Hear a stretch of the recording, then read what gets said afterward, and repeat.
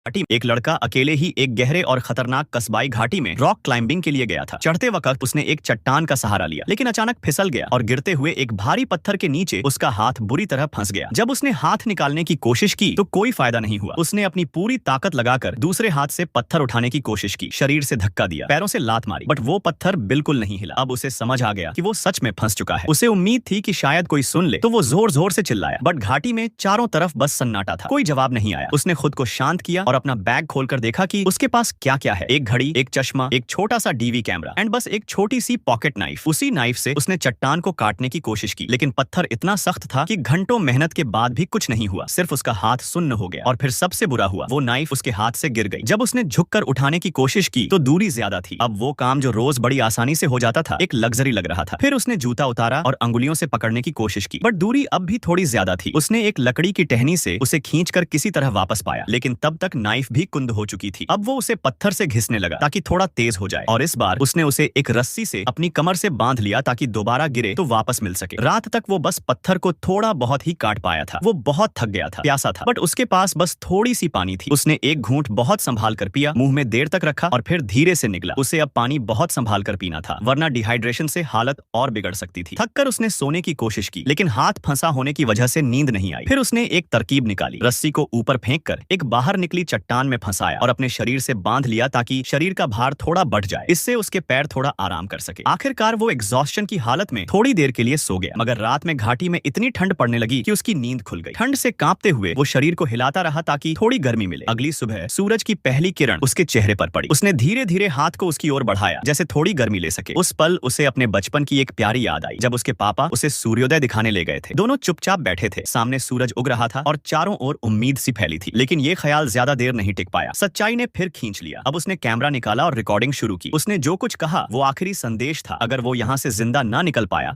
तो कम से कम कोई उसका कैमरा पाकर ये वीडियो उसके परिवार तक पहुंचा सके।